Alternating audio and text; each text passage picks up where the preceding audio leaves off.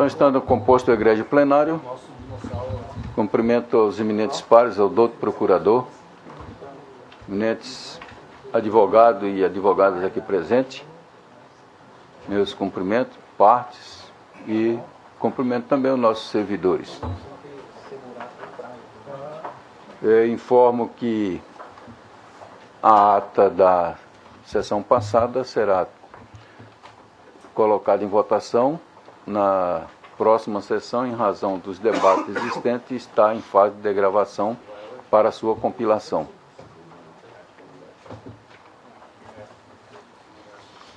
Anuncio que será adiado para julgamento no dia 23/6, a pedido do insigne relator, o Dr. Pedro Francisco da Silva. É o 3 da pauta, o processo 97.473/2012, recurso eleitoral de ação judicial eleitoral. Recorrente o Ministério Público Eleitoral, recorrido Clomir Bedim, Vanderlei Paulo da Silva, Wagner da Costa Zanon e Amaury Luiz de Faz.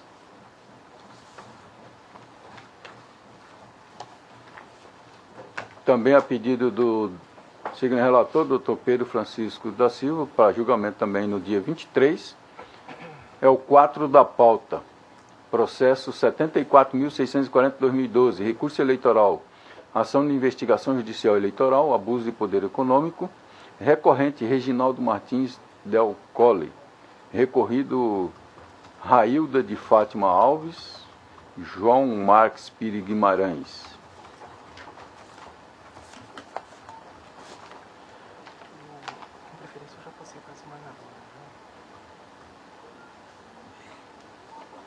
Estão atendendo pedido de preferência, em homenagem ao advogado que pediu preferência, com sustentação oral.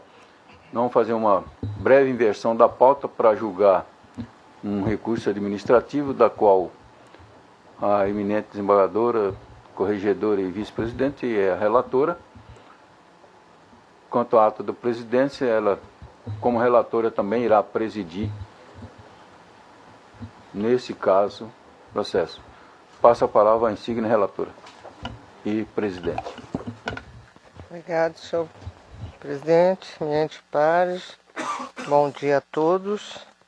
Há um pedido de preferência, um processo onde recorre Flávio Marcos Antunes de Medeiros, pedido de preferência formulado pela doutora Fabiana Cury. E eu vou relatar ante os autos para conceder a palavra à eminente advogada. Cuida-se de recurso administrativo.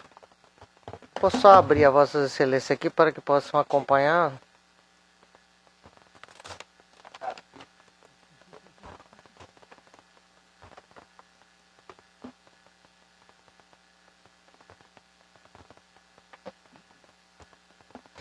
Cuida-se de recurso administrativo interposto pelo servidor do quadro de pessoal deste tribunal, Flávio Marcos Antunes de Medeiros, com pedido de concessão de efeito suspensivo contra a decisão do excelentíssimo presidente, desembargador Juvenal Pereira da Silva, que lhe aplicou a sanção de suspensão pelo prazo de 60 dias sem remuneração, por haver violado dispositivos alusivos à concessão de licença capacitação, além de obrigatoriedade de reposição no prazo de 30 dias do valor dispensado pela administração pública com inscrição, matrícula e mensalidade.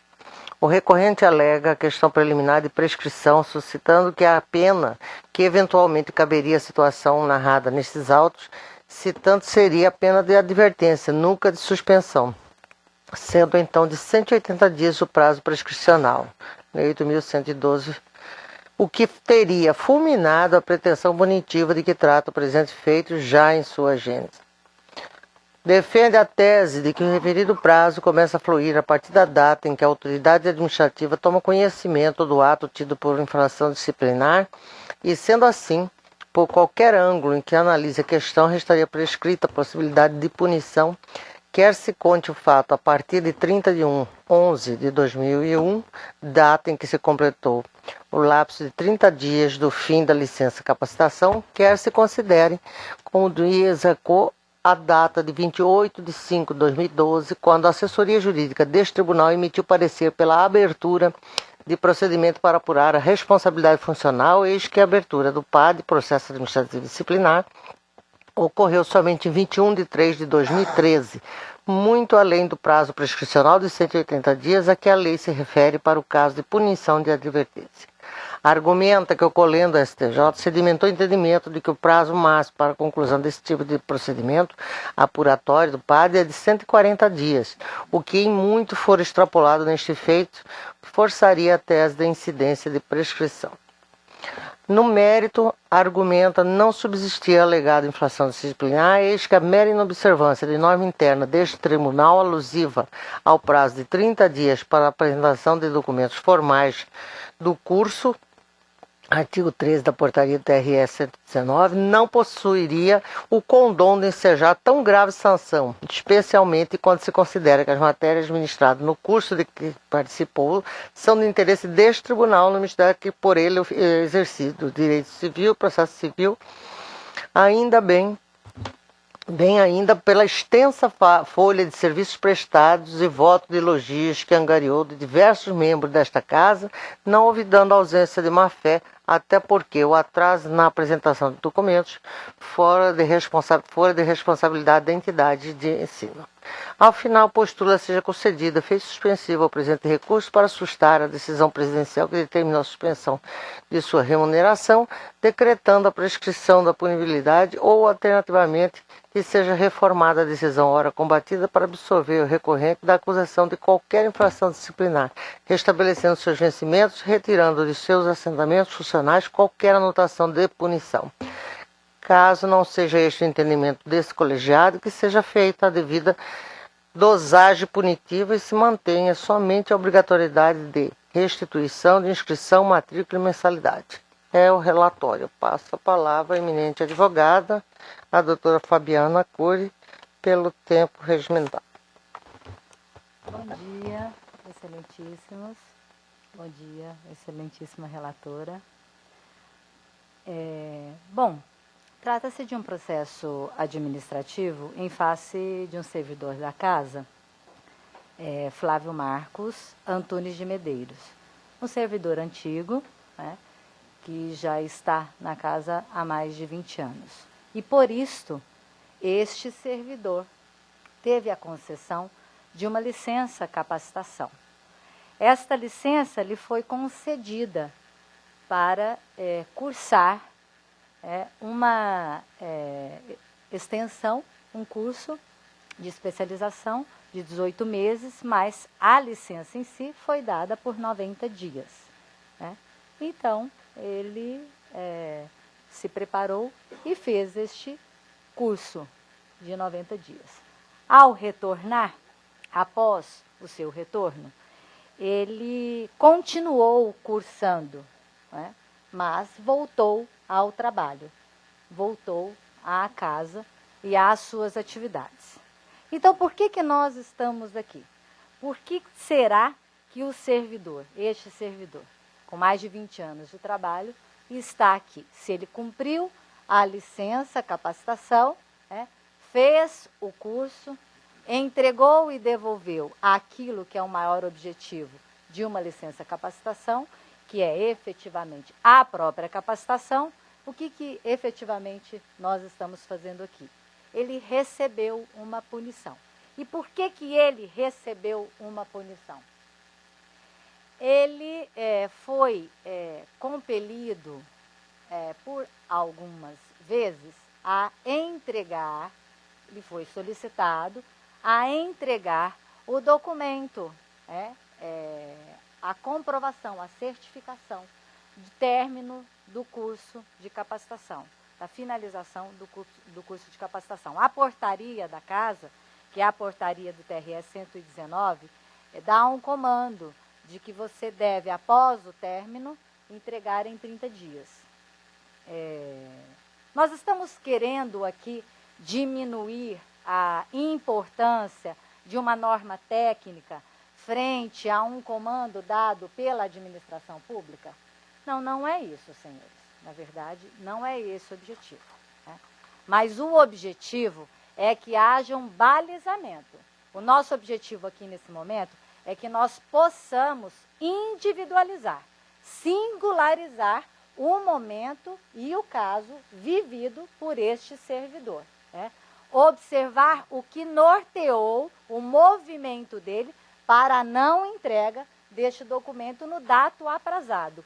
E o excesso, né, de uma punição que o fez, inclusive, cumprir uma suspensão de 60 dias. Então, quando a gente observa a aplicação de uma sanção de suspensão a um servidor, nós devemos também perceber o excesso dela quando a gente percebe que ele nunca teve qualquer rasura nesses anos todos na sua vida funcional em sua ficha funcional, né? Ele cursou a especialização, ou seja, ele trouxe benefícios à instituição, à administração pública. Ele não deixou de cursar, né? Ele deixou de fazer esta entrega, sim. Ele cometeu esta falha. Ele deixou de fazer a entrega no tempo aprazado, porque depois ele fez a entrega. Mas por que ele deixou de fazer essa entrega? Bem, era um ano em que, quando ele retornou, era um ano bem movimentado para esta casa. Era um ano eleitoral. E ele havia, do seu retorno, ele havia entrado num setor de grande movimento na fase do processo eleitoral. Então, ele estava com um volume de trabalho, ele estava assoberbado, ele estava consumido por este volume de trabalho. Essa foi uma questão.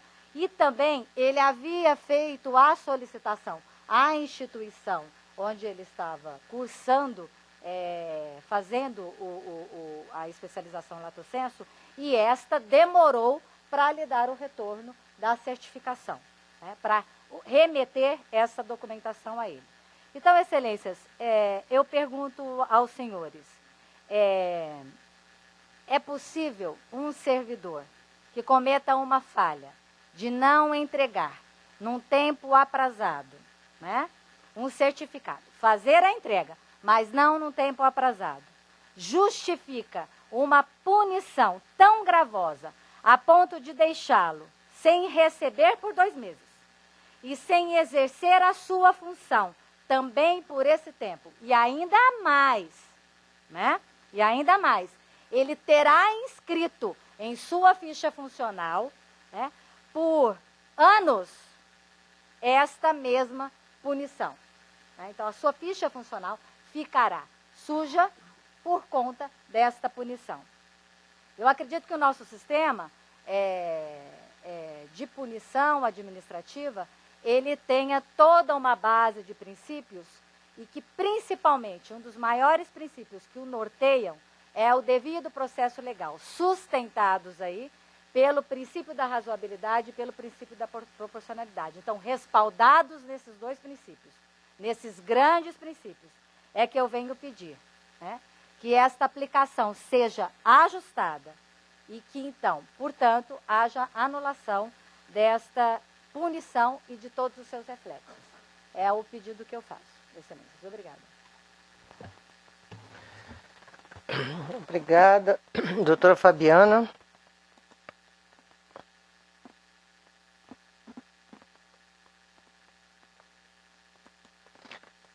Eu, inicialmente, vou levantei uma questão, suscitei uma questão de preliminar, de ofício, a nulidade do procedimento por cerceamento de defesa.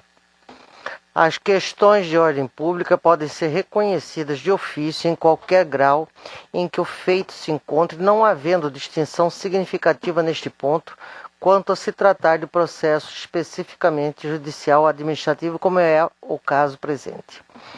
Tendo sido manejado o presente recurso administrativo, tem com efeito devolutivo que lhe é próprio, permite o amplo conhecimento das matérias suscitadas pelo recorrente, bem ainda das matérias de ordem pública que norteiam o feito até sua conclusão. Neste sentido, é de se reconhecer que a Lei 8.112/90 estabelece expressamente em seu artigo 164, verbis, considerar-se-á rével ou indiciado que, regularmente citado, não apresentar defesa no prazo legal. Parágrafo 1º. A revelia será declarada por termo nos autos do processo e devolverá o prazo para a defesa. Parágrafo 2º. Para defender o indiciado rével, a autoridade instauradora do processo designará um servidor como defensor dativo, que deverá ser ocupante de cargo efetivo superior ou de mesmo nível, ou ter nível de escolaridade igual ou superior ao do indiciado.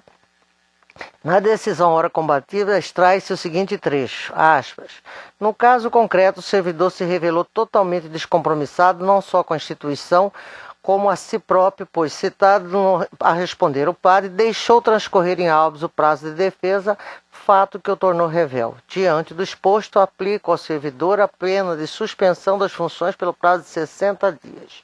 Fecha. Oi?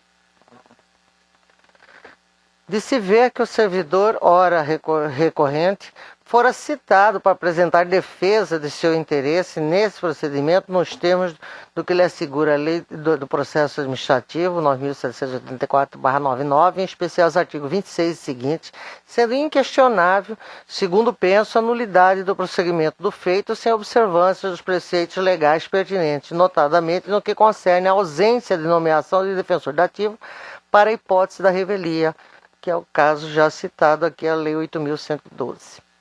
Como a que fora decretada. Parece certo que nenhuma sanção poderia ser aplicada ao servidor antes que tenha apresentado defesa própria ou por advogado constituído nos autos, ou ainda por defensor dativo que lhe tenha sido nomeado, sob pena de malferir preceitos tão caros ao Estado Democrático de Direito, especialmente aquele atinente à ampla defesa, motivo pelo qual, não tendo a comissão processante proposto a nomeação de defensor dativo, tão logo tenha se configurado a revelia, nos termos do que exige o artigo 164 da Lei 8.112, suscito de ofício a presente questão preliminar para declarar nulo o feito a partir da referida fase, com necessidade de repetição dos referidos atos processuais. É assim que eu estou votando essa preliminar levantada, senhor presidente. E aí eu encaminho a votação consultando o primeiro vogal, doutor José Luiz Blazac. Acompanho, Vossa Excelência. Doutor Samuel Franco. Eu também acompanho, Vossa Excelência. Doutor Pedro Francisco.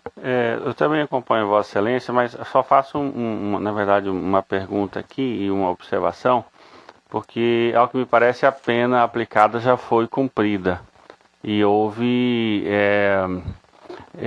com prejuízo da remuneração. Não seria necessário já deixar esclarecido aqui que haverá de ser devolvidos os valores que foram retidos?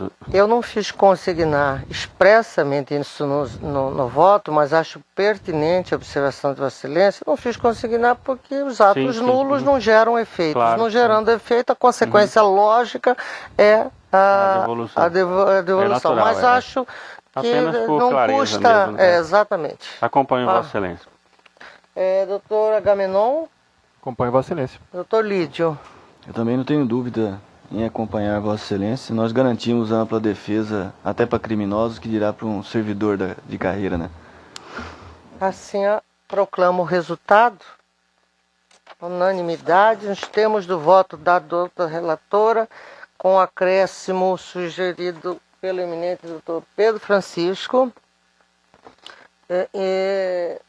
acataram a preliminar de nulidade processual com restabelecimento da ordem processual nos termos do voto lido. Devolvo a palavra, eminente presidente.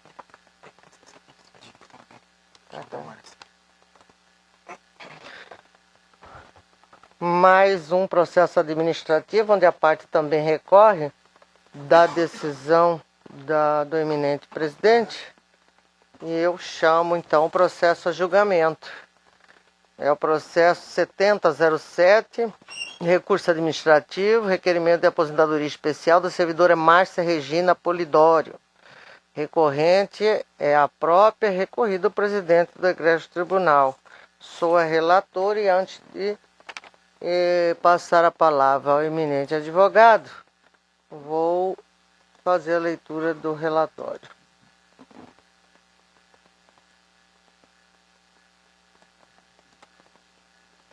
Só preciso que alguém me auxilie aqui, que eu não estou conseguindo, não sei o que eu fiz com o pleno aqui. E ele...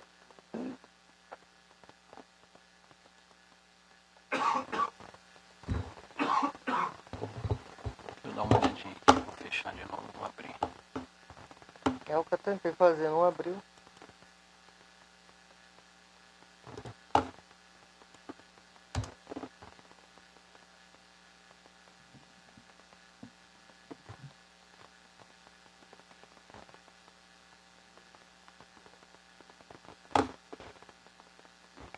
Acho que talvez tenha que reiniciar a máquina. Bem,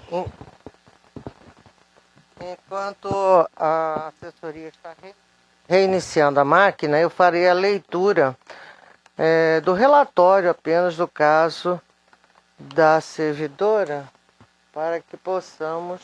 já conseguiu. Obrigada.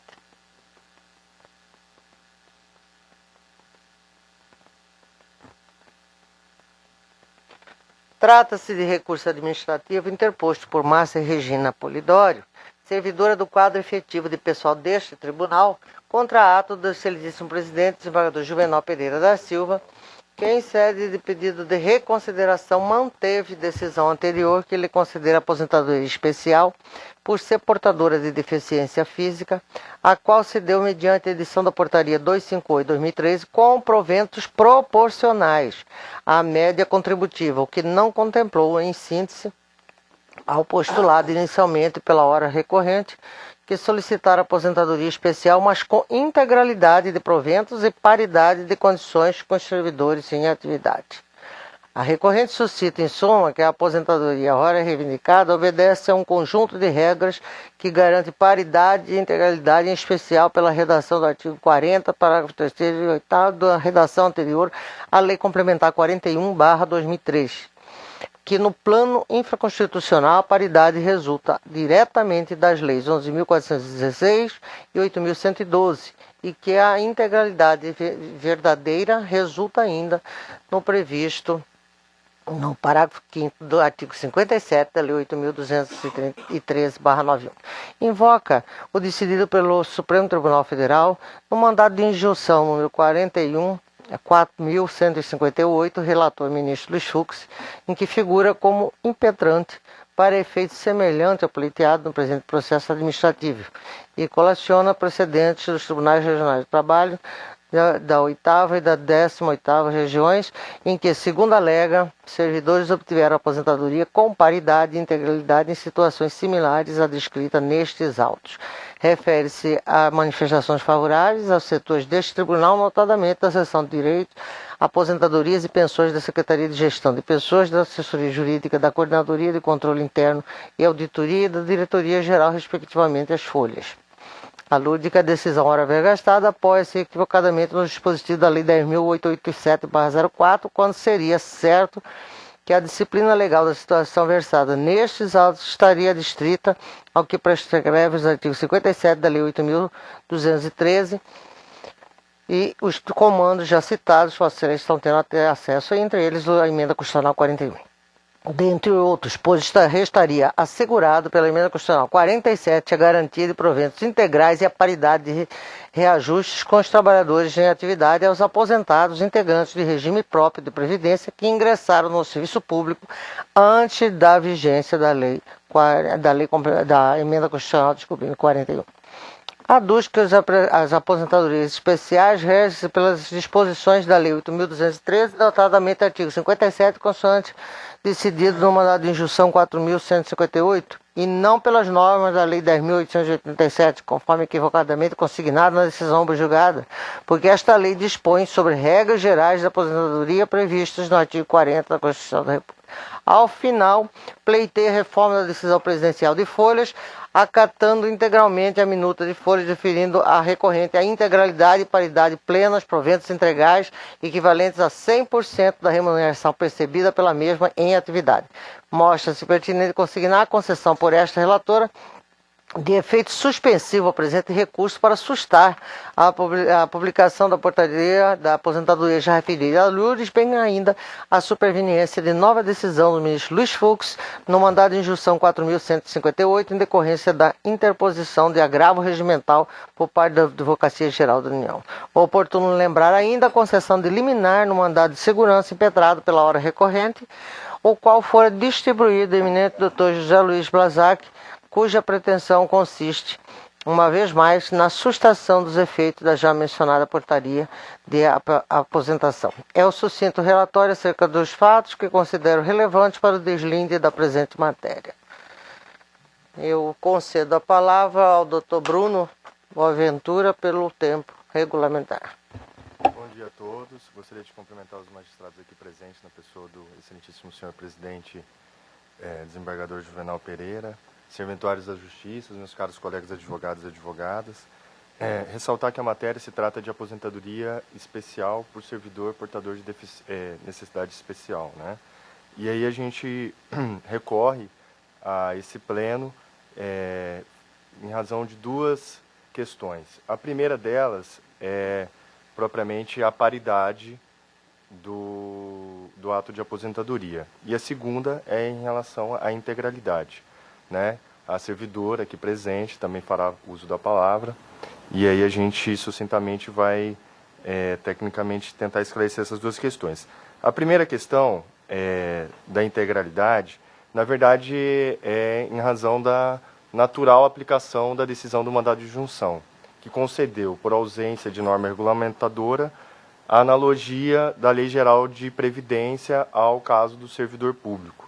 E na Lei Geral de Previdência, no artigo 57, que inclusive é mencionado na decisão do ministro Luiz Fux, inclusive mantida depois do agravo impetrado pela Advocacia Geral da União, lá no artigo 57 diz bem claramente o quê? Abre aspas. A aposentadoria especial, observado o disposto do artigo 33 dessa lei, consistirá numa renda mensal equivalente a 100% do salário de benefício. Ou seja, a lei que está se aplicando ao caso concreto dispõe bem claramente de que não é pela média aritmética das contribuições que se calcula o valor da aposentadoria nesse caso, mas sim é considerando 100% do salário benefício, que significa que a servidora aqui presente tem sim o direito à integralidade.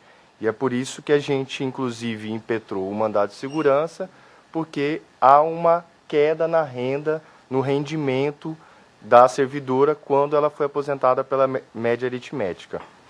A questão da paridade em si, ela é assegurada por quê? Porque a servidora cumpriu com todos os requisitos que estão dispostos na emenda 47 de 2005. A chamada emenda da Contra-Reforma da Previdência. Lá, no seu artigo 2º e 3º, dispõe os requisitos necessários. E você fazendo a interpretação, evidentemente, para um caso de aposentadoria especial, você tem o cumprimento de todos os requisitos necessários para efeito da paridade.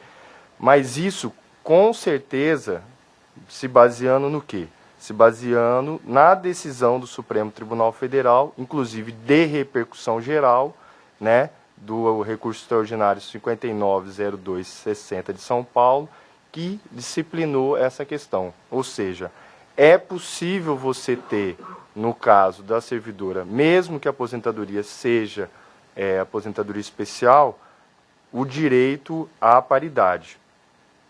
O que nós queremos ressaltar também é o posicionamento técnico dos serventuários dessa casa, né? Então, todas as equipes técnicas que foram colocadas a se manifestar, elas disseram bem claramente em relação, inclusive desses preceitos legais e jurisprudenciais que a gente já citou, de que a servidora Márcia Polidório tem o direito à aposentadoria, mas diferentemente do posicionamento da presidência, o direito à aposentadoria com paridade plena e integralidade, né? E aí a gente cita nominalmente, para efeito de ressaltar, a equipe técnica da Seção de Direitos de Aposentadoria e Pensões, né, da Coordenadoria de Pessoal, a assessoria jurídica, a coordenadoria de controle interno e auditoria, bem como, inclusive, a própria diretoria geral, né, posta a manifestar sobre o caso. Todas elas concordaram com o direito à aposentadoria, mas também com a aplicação da paridade e da integralidade. Então, a gente vem a essa corte, aos ilustríssimos membros, pedir a reforma da decisão presidencial no sentido de que haja a garantia desse direito da aposentadoria, mas que seja aplicado conforme a decisão do mandado de junção, a Lei Geral de Previdência, o artigo 57, que diz claramente a respeito de que é concedido com 100% do salário-benefício, e pela emenda 47 de 2005 é garantido expressamente o direito à paridade plena. Agora, nesse momento, eu queria, né, passar a palavra para a servidora, que assim a gente combinou.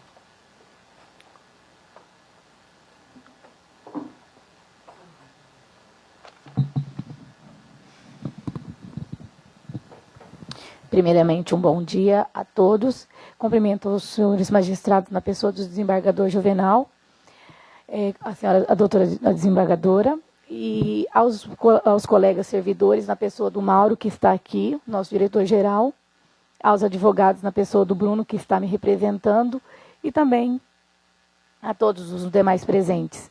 Então, venho hoje, assim, eu disse aos colegas que venho com a segurança, expor a minha ideia, o que eu realmente acredito, com a segurança de fazer parte dessa casa há mais de 20 anos. Então, eu venho com essa tranquilidade e venho expor aqui que esse meu recurso, esse meu pedido de aposentadoria, ele não está embasado em qualquer lei esparsa. Quem disse que eu tenho direito à aposentadoria especial foi a Constituição Federal, que no seu artigo 40, parágrafo 1º, disse que ao deficiente teria um tratamento, teria uma aposentadoria especial. Então, quero crer que não cabe ao administrador tolir o meu direito. E mais, acrescento ainda que o legislador que fez a emenda constitucional disse que aqueles que entrassem antes da emenda 41 teria direito à paridade e integralidade. Então, não estou pedindo um favor. Eu estou defendendo um direito que não é só meu. Que um direito que hoje é da Márcia. Neste momento, estão aposentando a Márcia.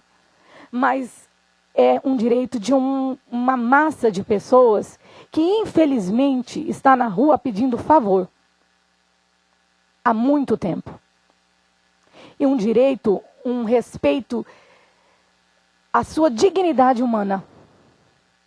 Porque ao deficiente são impostas vários obstáculos.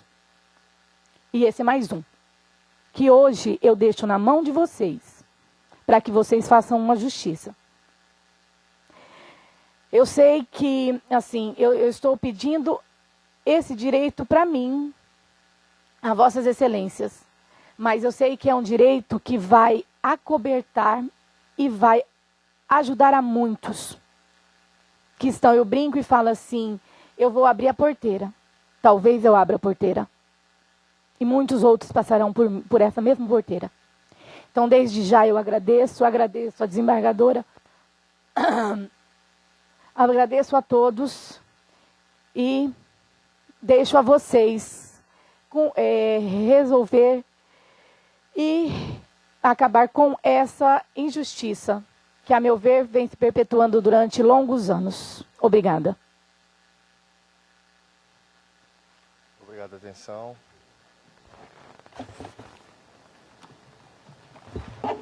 Obrigado, doutor Bruno. Obrigada, servidora Márcia.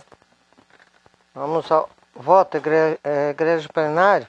Conforme relatado, a recorrente pleiteia concessão de aposentadoria especial com integralidade e paridade plena, ou seja, com proventos correspondentes a 100% da remuneração percebida em atividade, com paridade de condições aos servidores ativos e não tendo obtido êxito, recorre da aludida decisão para que lhes sejam reconhecidos tais direitos. Primeiramente, devo registrar o teor do dispositivo constitucional que ensejou a decisão favorável à hora recorrente no mandado de injunção 4.158, impetrado no Supremo Tribunal Federal.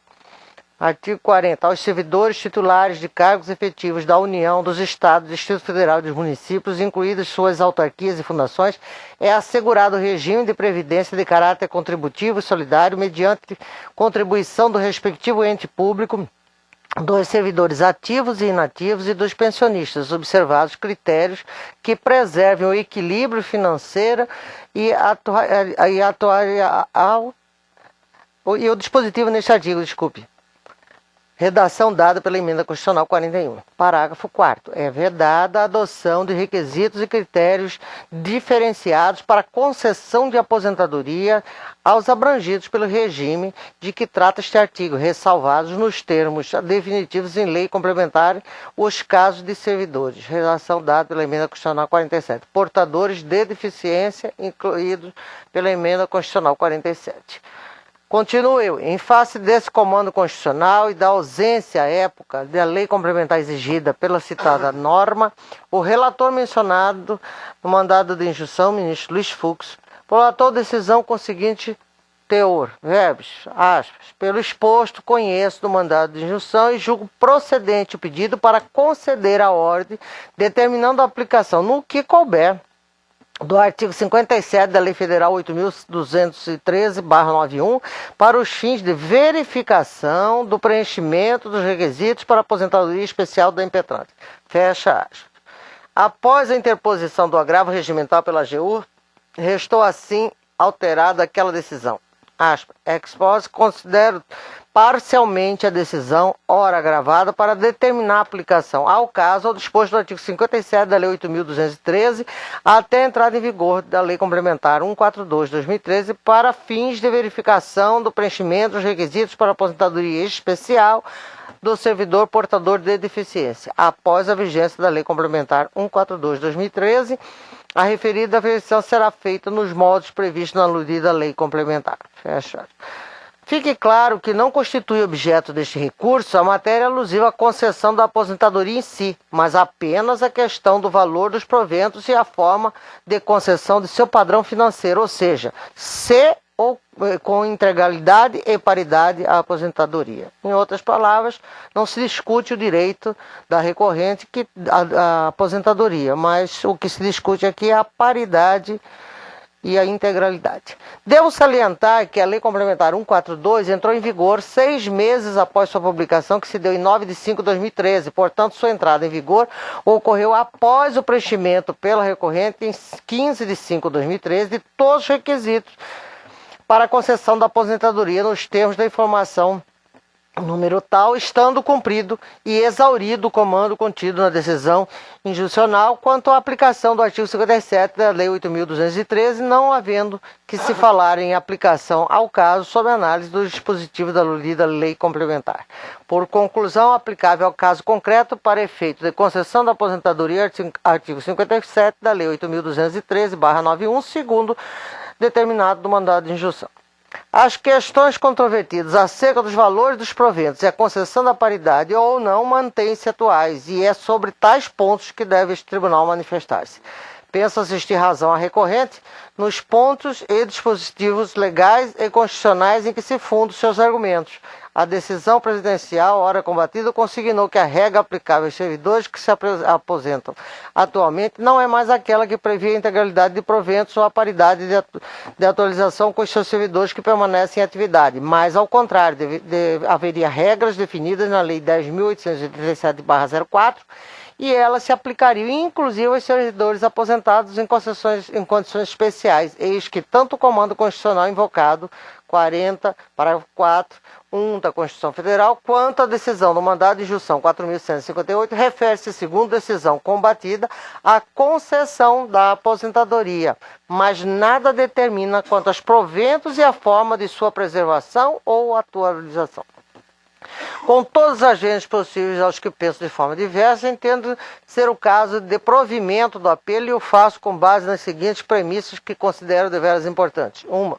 A recorrente funda seu pedido em decisão proferida pela Corte Suprema em decisão judicial em que ela própria era autora. Logo, a decisão reveste de inafastável força coercitiva em que pesa a possibilidade de interpretação diversa quanto ao seu exato alcance e significado. B.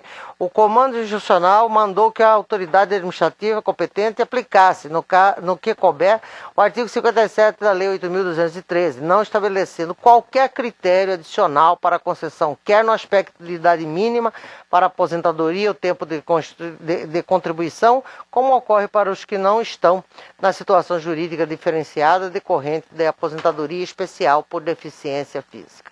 C. O comando constitucional do artigo 40 dá como regra geral a concessão da integralidade aos servidores que tenham entrado no serviço público antes da edição da emenda constitucional 41, excepcionando apenas aqueles servidores que optarem por regime previdenciário diverso consistente em proventos proporcionais.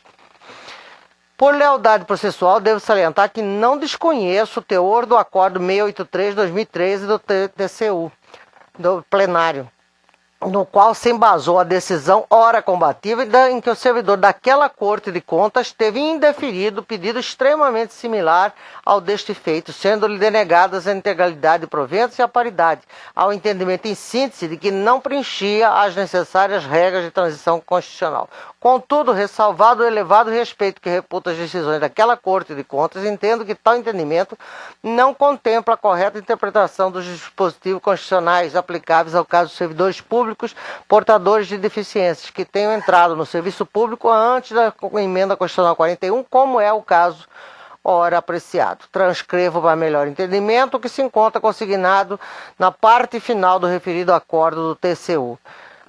Diz o mencionado acordo, aspas, consequentemente o pedido de inativação especial destinado ao portador de deficiência, que inclui em seus fundamentos o artigo 6 da emenda constitucional 41, não pode prosperar. Assim não há que se falar em direito à paridade e integralidade dos proventos. Eu transcrevo aqui, Vossas Excelências estão tendo acesso, a íntegra deste acordo por mim mencionado no corpo do voto. Continuo eu.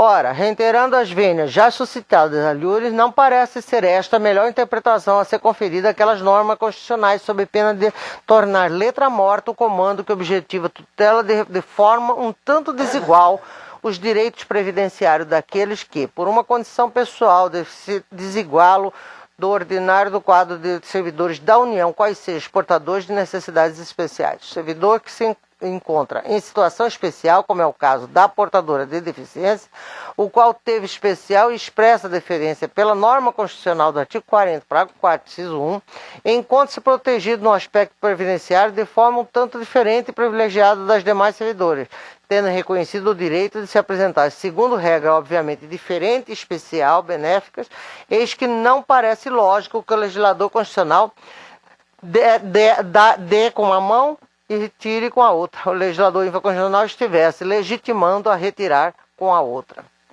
apenas para lançar mão de um recurso de retórica que entendo excessivo para o caso sob análise. Ora, de nada adiantaria a concessão do direito de aposentar-se aos 20 anos de serviço público em condições especiais de deficiência física se não lhe fosse assegurada a condição diferenciada de levar para a inatividade a integralidade e a paridade. Isso corresponderia a deferir direito pela metade, ou, na pior das hipóteses, dizer ao servidor com deficiência que, se quiser aposentar-se com integralidade, deve abrir mão de sua benéfica situação reconhecida pela Constituição, ficando no serviço público até completar os 30 a 35 anos de contribuição e ainda até que completasse 55 ou 60 anos de idade.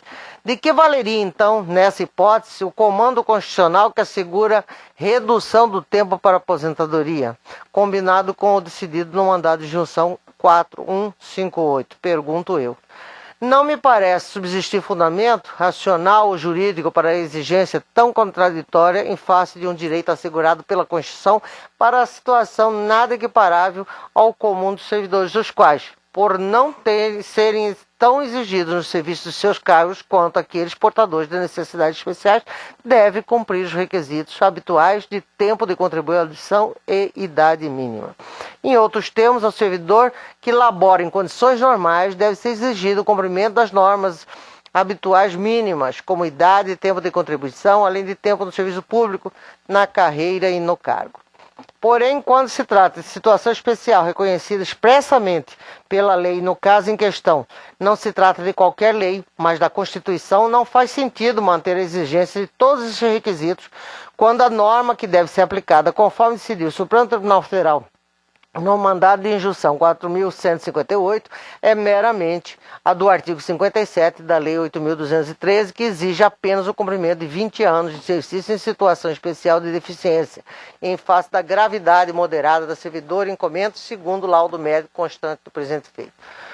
Com as devidas vênias, portanto, aos que pensam de forma contrária, como já dito, não me parece lícita e razoável a exigência de 20 anos de exercício no cargo público na condição especial de deficiência para a concessão da aludida aposentadoria especial, mas agregando-lhe para fins de percepção de proventos integrais a exigência de que deve cumprir também outro prazo mínimo de contribuição ou idade mínima, estabelecendo outros acréscimos não expressamente previstos em lei, especialmente por conta do que decidido pela Colenda do Supremo Tribunal Federal no já mencionado mandado de injunção.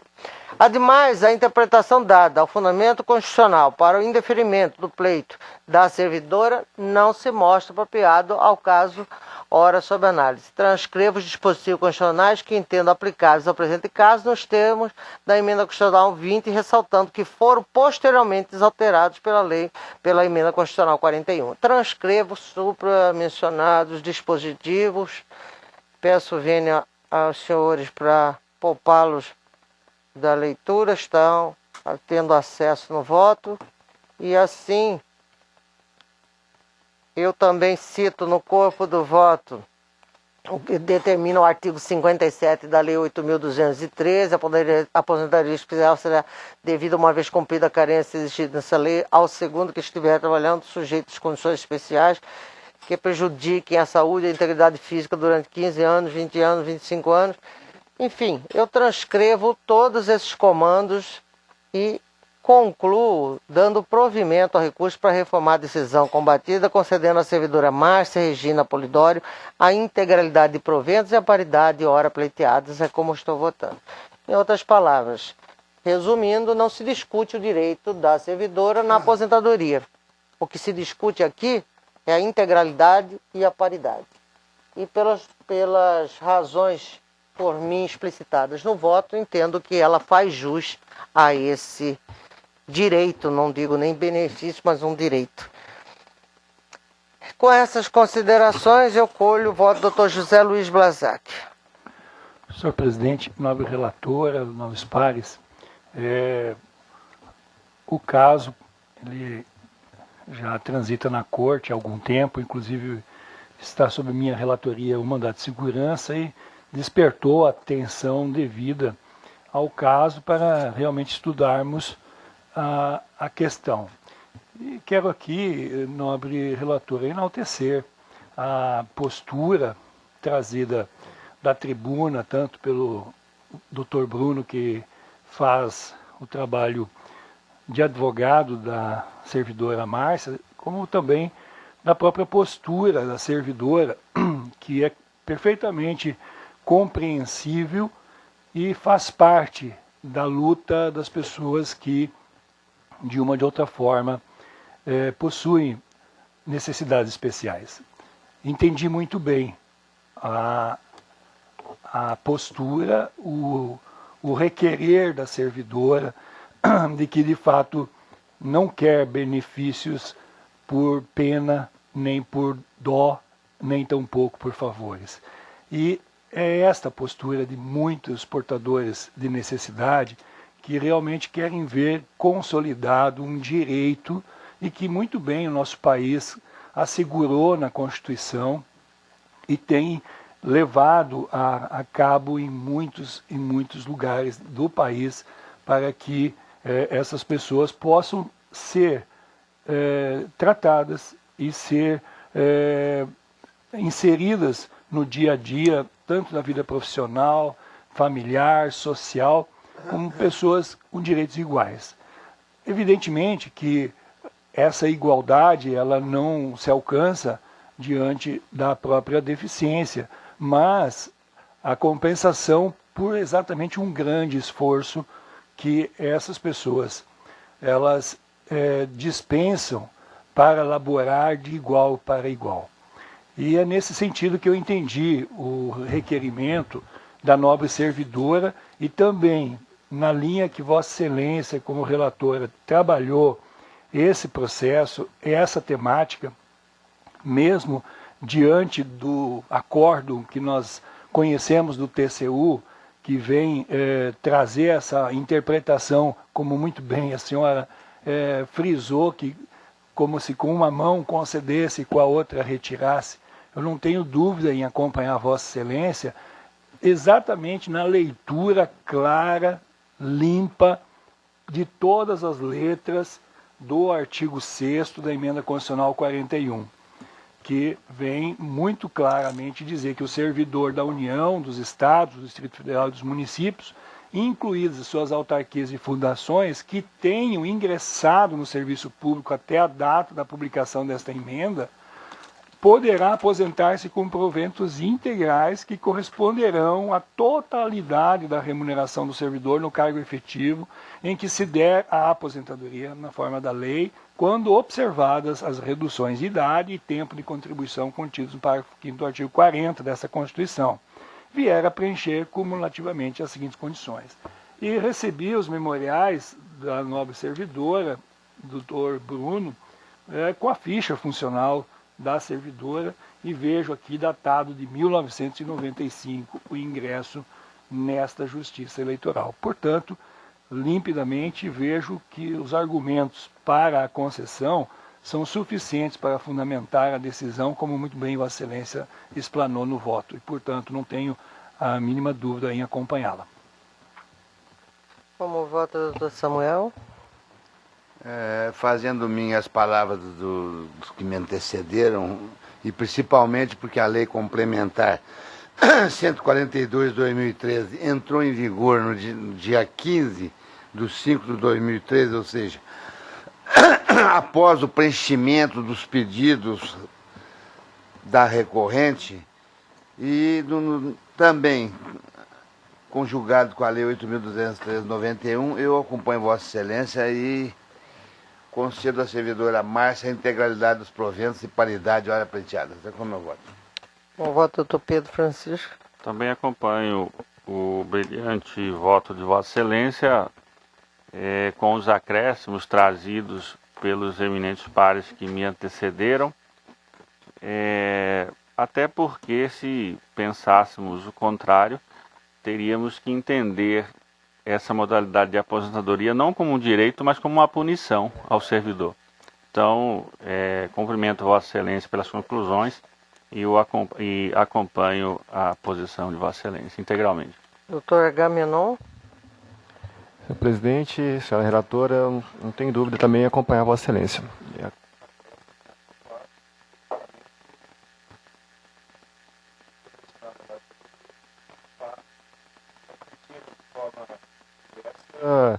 A situação ela poderia ser colocada como pena e não como um direito assegurado na legislação. Eu acompanho Vossa Excelência. Doutor Lídio. Eu também tive a oportunidade de receber os memoriais, né, e li com bastante atenção, ouvi atentamente o voto da eminente relatora, né, e compreendi bem o fluxo lógico e legal que foi trilhado para ser construído esse voto brilhante, né.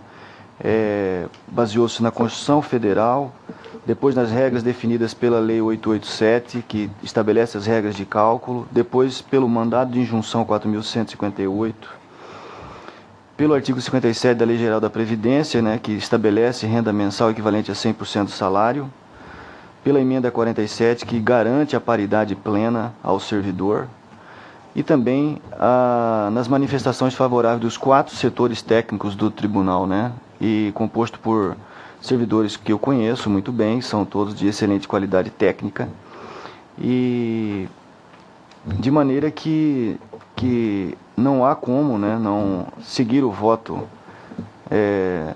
da eminente relatora, que demonstrou mais uma vez, né, um enorme senso de justiça ao proferir sua decisão. Eu acompanho então a relatora. Proclamo assim o resultado. O tribunal, por unanimidade, deu provimento ao recurso matéria administrativa nos termos do voto da relatora. Relatora, permita aí só uma questão de ordem.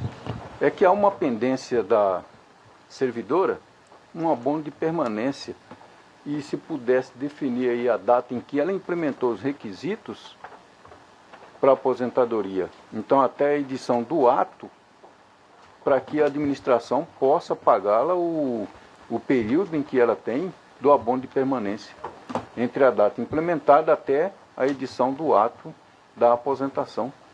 Se tem essa data definida no acórdão, que é para efeito do pagamento, do deferimento do requerimento da servidora, Senhor presidente, for implementado. eu confesso a Vossa Excelência que não me recordo de que tenha o mencionado abono de permanência. Até consulta o doutor advogado se pode nos ajudar a esclarecer tal ponto. É outro processo.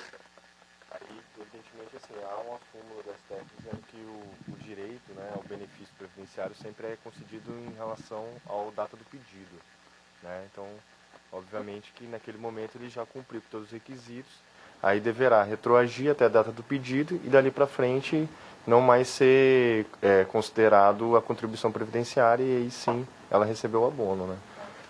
Seria em relação até, inclusive, acredito que o processo que Vossa Excelência está relatando, né? Que é a questão do pedido dela em relação ao abono. Agora que a justamente questão... que encontra suspenso enquanto se decidisse aí. Então, como é em processo separado, digno presidente, este a gente dá por encerrado e concluído o julgamento, aguardando a decisão administrativa de Vossa Excelência nesse outro. Ok. Devolvo a palavra a Vossa Excelência. Senhor presidente, apenas uma questão para mim. Esse mandado de segurança perde objeto, né? Com essa decisão. Trata-se da mesma matéria, o mesmo pedido? Perde objeto. Por isso que também a gente não trouxe imediato, Ou seja, porque estava havendo está na implicitamente verdade, extinto, né? ele tinha uma relação direta com esse processo. Apenas para...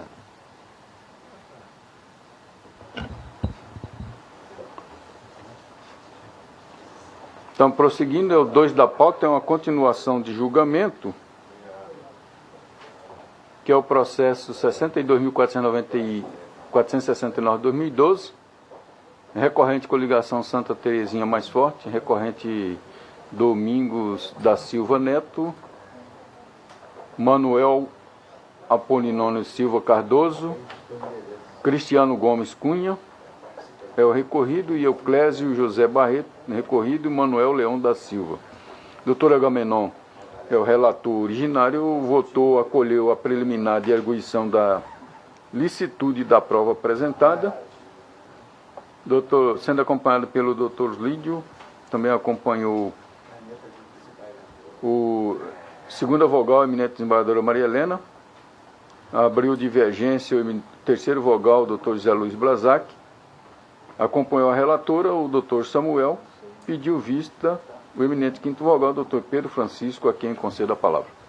Senhor presidente, pedi vista destes autos de recurso eleitoral para melhor analisar a preliminar de nulidade da sentença por não apreciação das provas declaradas ilícitas pelo douto magistrado da 16ª Zona Eleitoral nesta investigação judicial eleitoral relativa ao pleito 2012 no município de Santa Terezinha.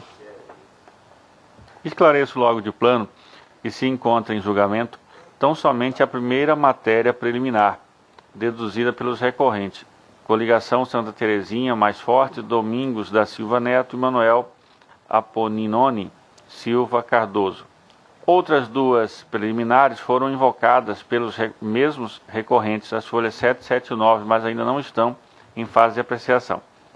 Foram apresentadas e degravadas 3 mídias de áudio, sendo 2 referentes a gravações telefônicas e uma referente a uma gravação ambiental. Há 2 gravações relativas a conversas telefônicas, as quais se encontram as folhas 139, 143 e 192 até 163. A primeira é uma conversa telefônica entre Lucimar da Costa e Adalberto Moreira Barros, supostamente mantida no dia 10 de outubro de 2012, portanto depois da eleição. Referida conversa fora gravada por Arnaldo Borges Campelo, a pedido de sua esposa Lucimar da Costa, mas sem o consentimento de Adalberto Moreira Barros. Dizem os recorrentes que essa conversa seria a prova da captação ilícita perpetrada por Manuel Leão da Silva, sogro de Cristiano Gomes e Cunha, alguns dias antes da eleição. Logo se vê que essa gravação é clandestina, porque realizada por terceiro, embora com a anuência de um dos interlocutores, mas sem o conhecimento do outro. Nesse caso, o Supremo Tribunal Federal, no julgamento do habeas corpus que indico, sendo relator o ministro Sepúlveda Pertence, assim decidiu.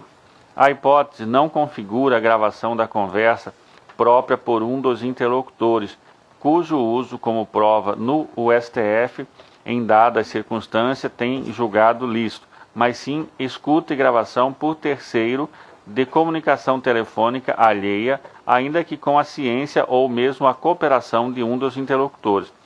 Essa última, dada a intervenção de terceiro, se compreende no âmbito da garantia constitucional do sigilo das comunicações telefônicas, e o seu registro só se admitirá como prova se realizada mediante prévia e regular autorização judicial.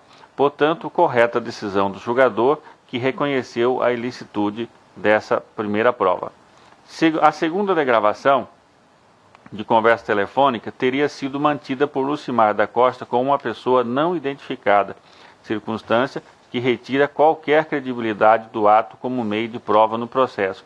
Não há qualquer informação de como a gravação fora realizada, se pela própria Lucimar da Costa ou por terceira pessoa, assim como ocorreu na primeira hipótese.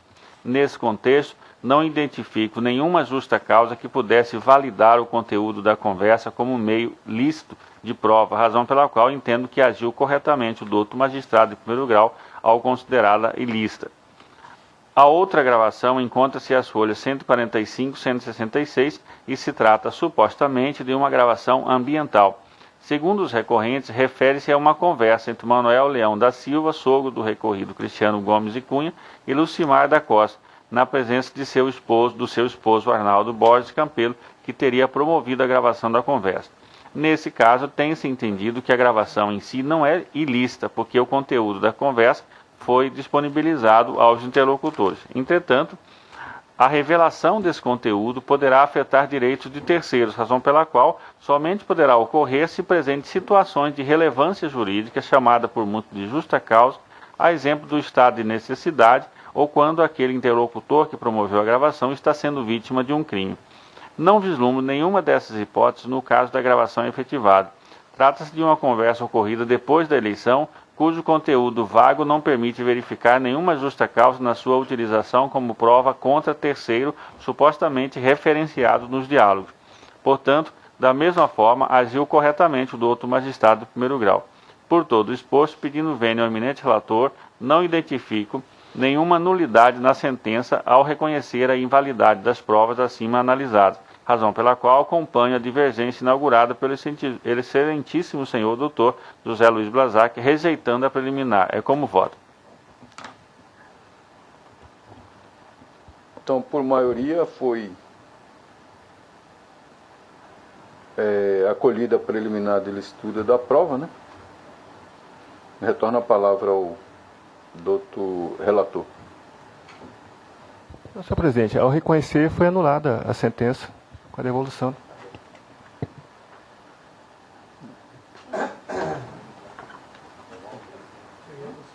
Então, o tribunal, por maioria, deu parcial provimento ao recurso. para efeito de reconhecer a legalidade das gravações ambientais e determinar a devolução dos autos à instância de origem, para proferir nova decisão nos termos do voto do doutor relator, em consonância com o parecer ministerial. O 1 da pauta é o processo 964/2013, recurso eleitoral prestação de conta de candidato cargo de prefeito de Sapezal, recorrente Jean Carlo Galli. Doutor Agamenon, é o relator com a palavra. Obrigado, senhor presidente. Trata-se de recurso eleitoral interposto por Jean Carlo Galli, as folhas 187 e 194, candidato ao cargo de prefeito pelo município de Sapezal, nas eleições de 2012, contra decisão do juiz da 42ª Zona Eleitoral, as folhas 181/183, que desaprovou sua prestação de contas de campanha. Segundo o relatório final de exame, constatou-se irregularidade nas contas do candidato por não ter declarado as seguintes despesas. Eu enumero aqui, são 12 anotações. Em harmonia com o Ministério Público de primeira instância, o doutor magistrado desaprovou as contas de campanha em exame, haja visto estar em desacordo com a legislação pertinente, conforme disposto na resolução 23376/2012 do TSE. Suas razões de recurso, o recorrente alega que as despesas não mencionadas na presente prestação de contas foram declaradas na contabilidade do Comitê Financeiro Único do PMDB. Ao final, pugna pelo provimento do presente recurso para reformar a sentença, declarando aprovadas com ressalva as contas apresentadas. Do outra Procuradoria Regional Eleitoral, em seu parecer de folha 203 e 204, manifestou-se pelo não conhecimento do recurso ante sua intempestividade e, no mérito, pelo desprovimento com a consequente desaprovação das contas. O processo foi inicialmente julgado no dia 22 de outubro de 2013, sob minha relatoria. Esse pleno não conheceu dos mesmos por entendê-lo intempestivo. Em resignado, o recorrente depôs recurso especial, colhendo o Tribunal Superior Eleitoral, insurgindo-se contra a decisão desse pleno que não conheceu do seu apelo, por entender extemporâneo. Entendo seu pleito sido acolhido por aquele Tribunal Superior, os autos retornaram para apreciação do mérito do presente recurso. Em nova vista, da outra Procuradoria Eleitoral, mantém seu parecer esposado, as folhas 203 e 204, à exceção da arguição de intempestividade. É o relatório, senhor presidente. Colhe o doutor parecer? Mantém o parecer. Mantido o parecer. Conforme mencionado, no relatório final do exame, constatou-se irregularidade nas contas do candidato ante a não declaração das seguintes despesas. São 12, como já mencionei, que constam no meu voto.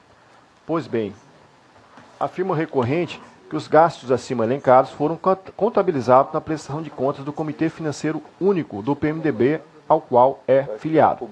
Para melhor explicitar a questão, de fato constante nos autos, o candidato, ora recorrente, apresentou sua prestação de contas que totalizou R$ 31.218,98, declarando apenas gastos contabilizados na rúbrica Serviços Prestados por Terceiros, apresentando os respectivos contratos de trabalho.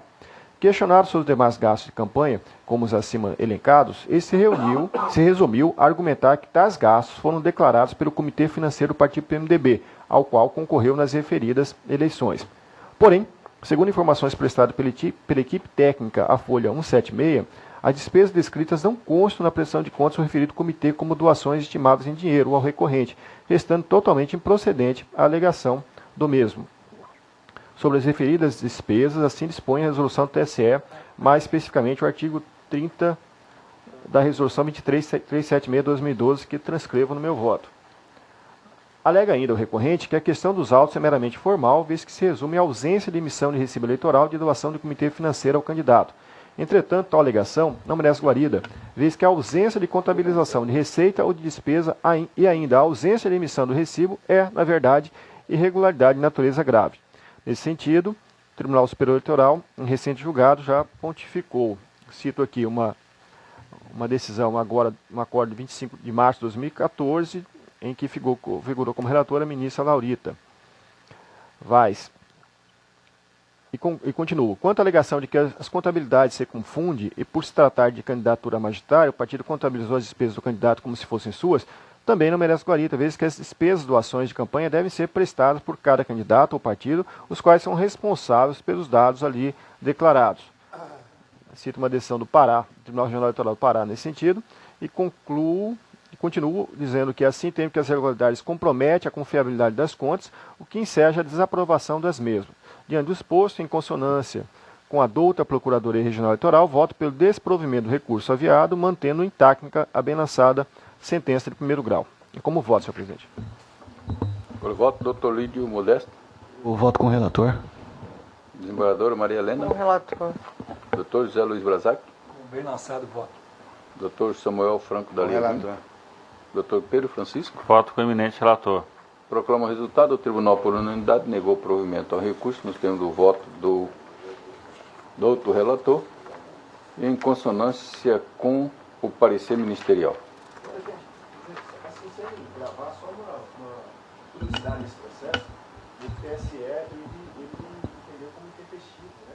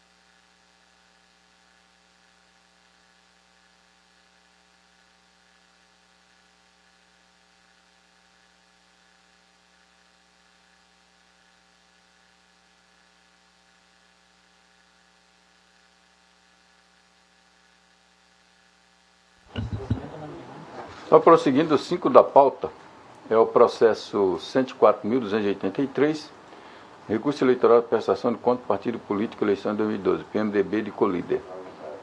Recorrente Partido do Movimento Democrático Brasileiro, PMDB,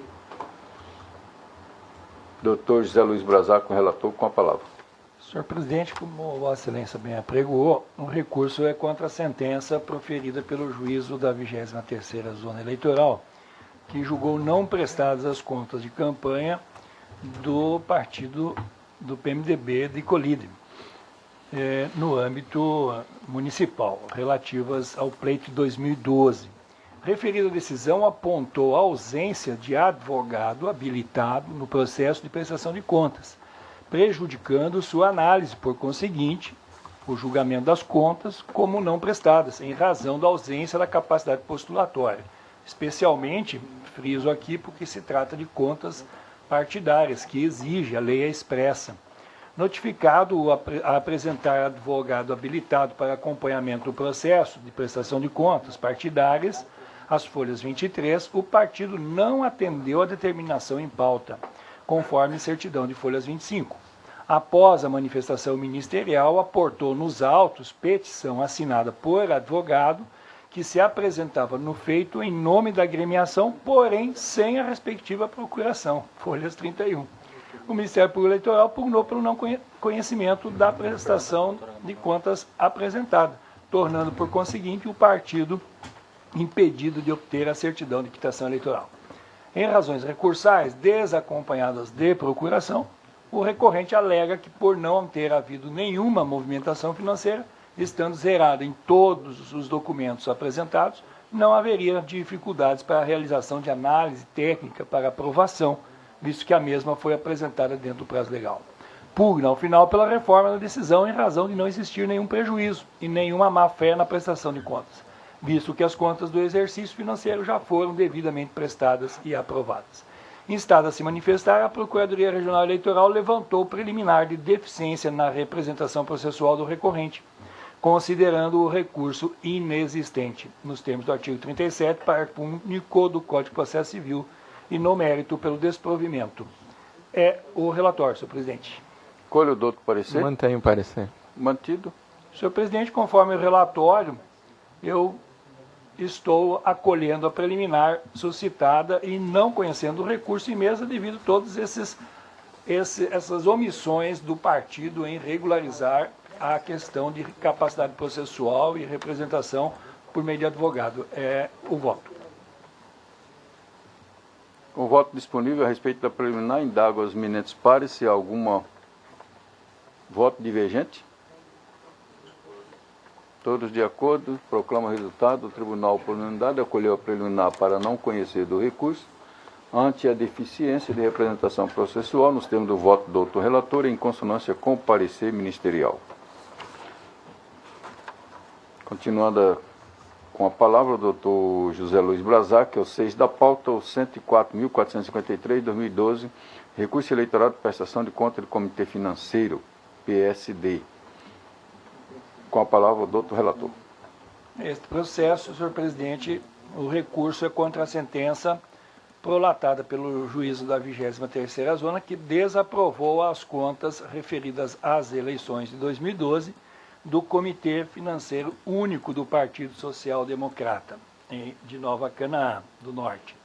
O relatório preliminar de exames apontou irregularidades tais como: letra A, omissão na entrega de recibos eleitorais; letra B, ausência de discriminação do critério de avaliação mediante notas explicativas, contendo a descrição, a quantidade e o valor unitário dos bens e ou dos serviços, ou estes não foram avaliados pelos preços praticados no mercado, através da indicação da origem da avaliação nas doações estimáveis em dinheiro. Letra C, ausência de documentos que comprovam a regularidade dos recursos estimáveis em dinheiro, oriundos das doações provenientes de terceiros, constatação de realização de despesas após a data da eleição. Letra D, conciliação bancária com saldo divergente do consignado no demonstrativo de receitas e despesas, e ausência de recolhimento à direção partidária das sobras financeiras de campanha, registrado no demonstrativo de receitas e despesas. Continuo dizendo que, com os mesmos apontamentos apresentados no relatório preliminar de exames, deu-se o resultado do relatório final de exame em relação à referida prestação de contas, apresentada pelo Comitê Financeiro Único. Em fase recursal, o recorrente alegou que a prestação de contas apresentada preencheu todos os requisitos para a constatação da transparência da arrecadação e aplicação correta dos recursos usados em campanha. A inexistência de dolo, de qualquer natureza no caso, bem como tendo ainda que meros erros formais ou materiais não tenham condão de comprometer a irregularidade das contas. Ainda assim, fez a juntada dos recibos eleitorais de números tais relacionados como ausentes no relatório final de exame, alegando que os mesmos não foram entregues devido a um lapso na gestão de documentos. Requerem ao final a reforma da sentença, declarando-se aprovadas as contas do recorrente, cassando na totalidade os efeitos da mesma. Ouvida a Procuradoria Regional Eleitoral, esta opinou pelo desprovimento do recurso aventado em razão da quantidade de vícios e irregularidades não sanáveis na prestação de contas em tela. É o relatório. Mantenho o parecer. Mantido. No mérito, senhor presidente, analisando os apontamentos que foram feitos nos relatórios, vê-se que não foi suficiente espancados e comprovados a regularidade. Portanto, em sintonia com o parecer ministerial, conheço do recurso e nego-lhe provimento, mantendo na íntegra a sentença da 23ª Zona Eleitoral, que desaprovou as contas do referido comitê. É o voto. Também com voto disponível, consulto aos eminentes pares se há algum voto divergente ou pedido de esclarecimento ao doutor relator. Não havendo todos de acordo, proclama o resultado do tribunal por unanimidade e negou o provimento ao recurso nos termos do voto do doutor relator em consonância com o parecer ministerial.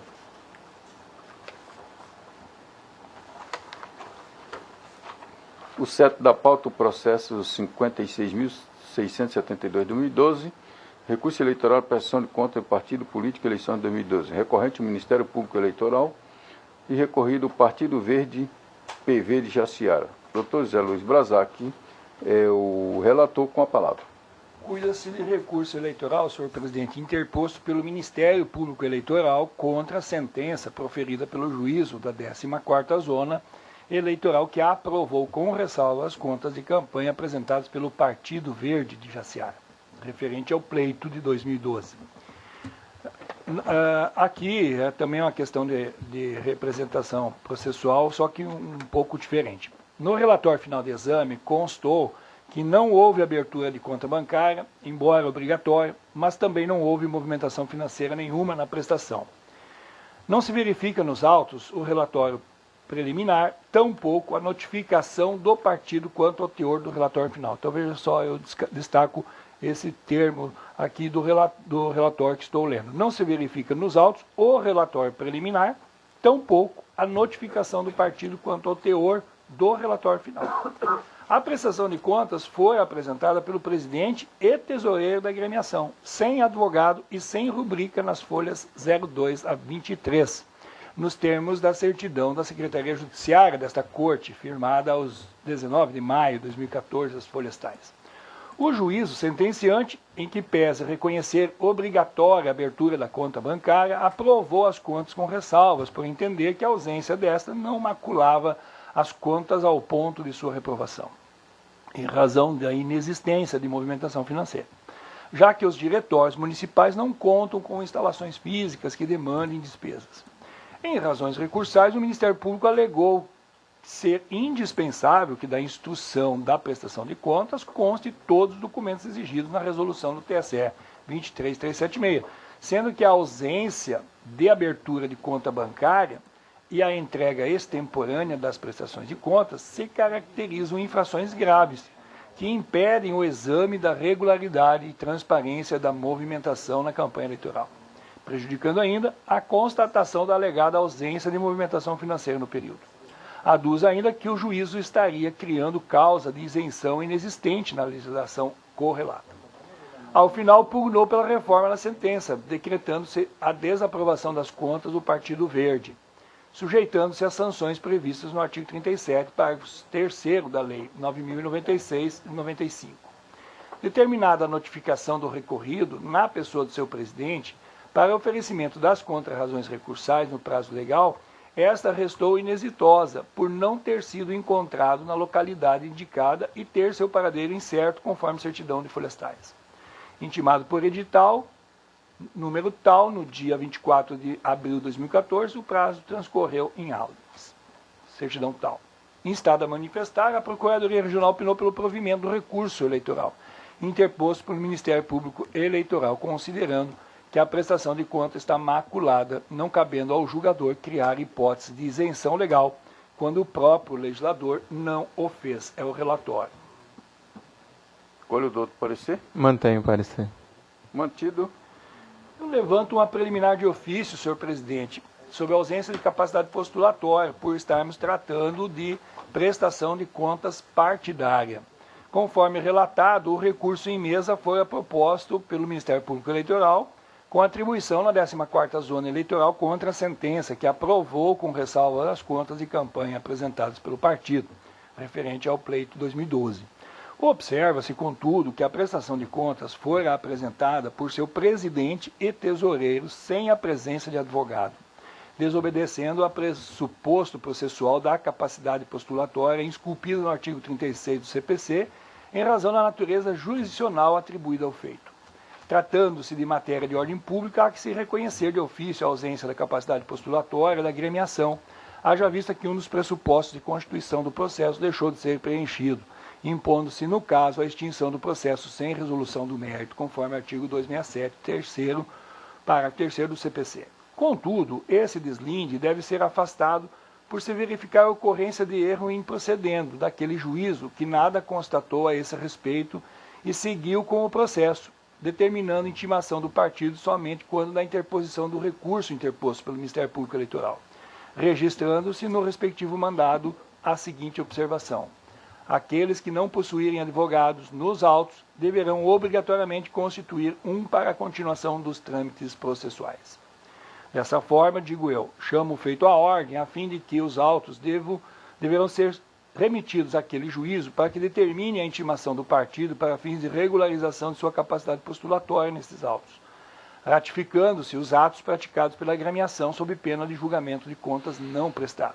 E colaciono o entendimento nesse sentido, conforme a jurisprudência anexa. Posto isso, considerando o que dispõe o artigo 37 da Lei dos Partidos, cujo parágrafo 6º foi acrescentado pela Lei 12.034 de 2009, atribuindo caráter jurisdicional à prestação de contas e considerando ainda que o feito tramita na instância ordinária, voto no sentido de que, em sede da presente preliminar, chamar o feito à ordem a fim de que os autos sejam remetidos ao juízo da 14ª Zona para que assinale prazo razoável ao Partido Verde de Jaceara, com o objetivo de regularizar a representação processual no feito, sob pena de julgamento de contas não prestadas e aplicação das respectivas sanções legais. Saliente-se ainda que, caso constatada a ausência dos dirigentes do partido naquela localidade, deverá a notificação recair sobre outros responsáveis pela agremiação no município e, alternativamente, sobre os membros do diretório regional. É como voto.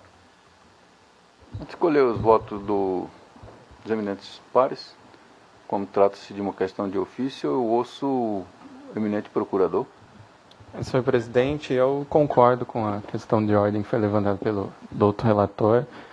Considerando aí a extensão do efeito devolutivo do recurso, acho possível que essa corte determine a correção da capacidade postulatória de ofício e por isso manifesto-me pelo deferimento. Diante da manifestação e o voto posto pelo eminente relator, indago aos eminentes pares se querem acrescentar.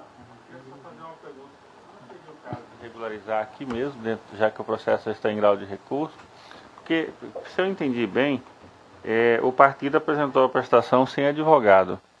O juiz deu seguimento, né? E quando da apresentação do recurso é que ele intimou para constituir advogado? Como é que é? Porque houve uma intimação aqui. Né? Mas aí, deixa eu ver aqui, só.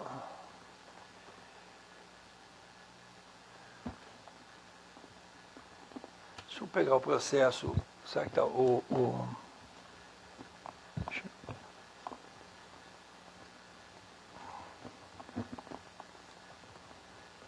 Porque, nesse caso, talvez até a melhor solução seria o próprio relator retirar o processo de pauta e por decisão monocrática, determinar as correções, não? É que eu acho que não tem advogado, não, que quem recorreu foi o Ministério Público. E eu estou levantando de ofício. Ah, tá. Não tem, provavelmente, é isso. Agora eu lembrei. Mas vamos olhar. Eu só me preocupo sobre essa questão de se o juiz deu oportunidade ao partido para constituir advogado. Não deu. Não deu. Não deu, essa que é. E essa intimação aqui? Aquele que não possuir advogado? Não, ela saiu com o geral. Não intimou no decorrer do processo, só intimou na fase processual. Uhum. E, aí e depois rejeitou as contas? E aí houve a rejeição das contas. Peraí. Mas aí quem recorreu foi o Ministério Público? Não, ele aprovou com ressalvas. Aprovou. E o Ministério Público recorreu. O Ministério Público recorreu.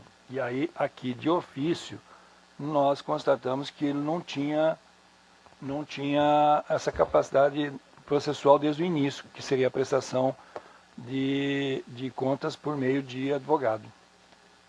Então, como ele não foi intimado, então. Então não seria o caso de anular o processo a partir da primeira oportunidade em que o juiz atuou no feito e não determinou a correção, para que ele possa, então, anulando tudo, proceder a nova oportunidade e dar seguimento e proferir nova sentença, se for o caso. Eu só não raciocinei dessa forma porque ele foi aprovada as contas com ressalvas, né? Então daria um certo benefício. Aí por isso que a decisão no sentido de ele ratificar, né? Se fosse o caso. Mas também é uma linha de voltar para essa fase.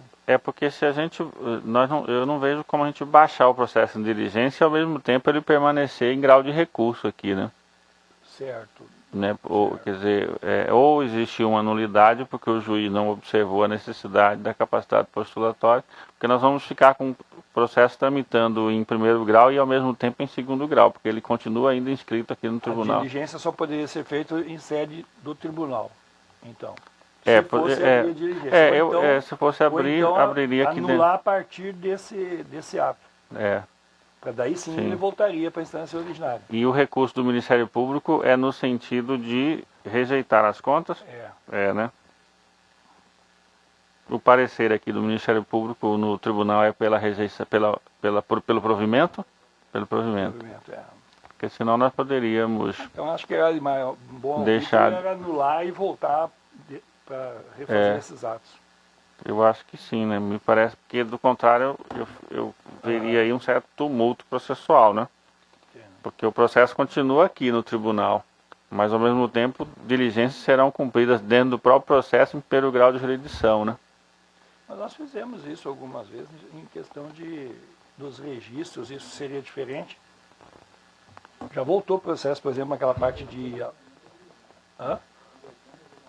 convertendo o julgamento em diligência, né? Mas aí, na verdade, o que nós fizemos? O processo fica aqui e a gente expede uma carta de ordem, né? Ah, perfeito. Nesse caso não seria aí era só para trazer. Então eu adequo o voto no sentido de anular a partir do momento em que o juiz atuou no feito e recebeu o processo, né? Exatamente, e não deu oportunidade para regularizar, né? Recebeu a prestação de contas e não deu oportunidade para a regularização. Regularização, Então adequamos o voto nesse sentido, de anular os atos praticados a partir do recebimento da prestação de contas. Anular o processo a partir desse momento, né? Quando ele recebeu a prestação de contas sem advogado, sem né? Advogado. Não é?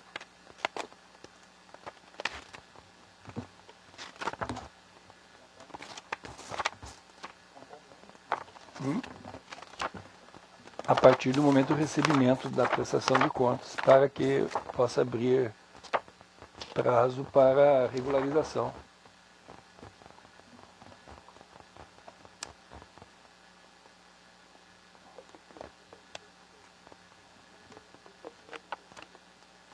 Acho que é isso aqui, a partir desse despacho aqui, né? Não. A partir desse ato, então, né?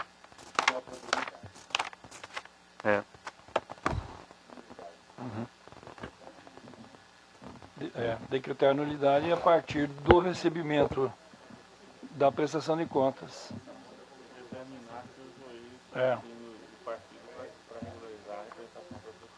Determinando o juiz para...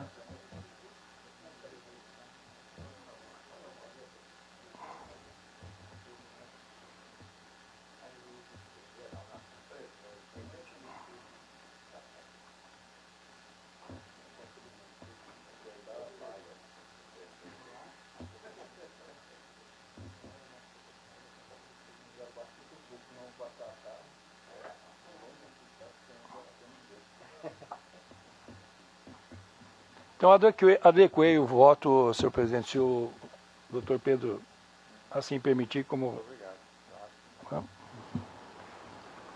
Consulto novamente o eminente procurador se com essa adequação. Considerando as considerações do Dr. Pedro, entendo correto, sim. Mais algum pedido de informação? Devidamente adequado. o não tão bem lançado voto. Então, proclama o resultado. O tribunal, por unanimidade, acolheu a preliminar de ofício para anular os atos processuais a partir do recebimento das contas e determinar que os autos sejam convertidos em diligência com o objetivo de que o recorrido regularize a sua representação processual no feito, nos termos do voto do doutor relator, em consonância com o parecer oral da douta Procuradoria Regional Eleitoral. Teria um prazo aí para ele regularizar? Ou de lei?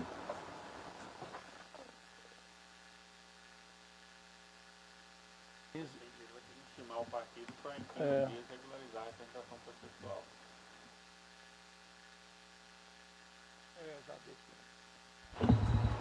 Então, eminentes pares, nada mais havendo quanto à questão administrativa e judiciária, eu deixo aberto a palavra para as considerações de algum membro que assim pretender. Senhor presidente, eu queria só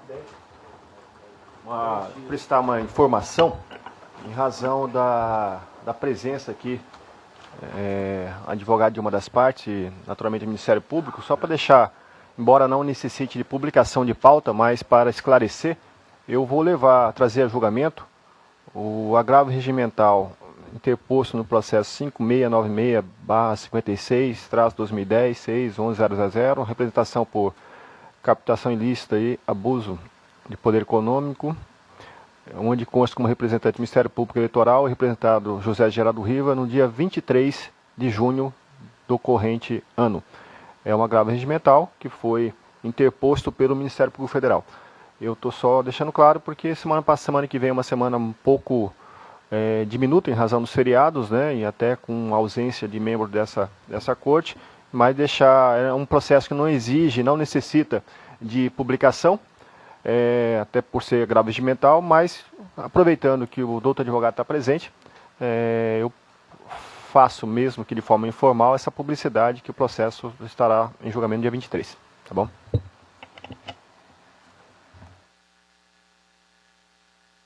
Palavra?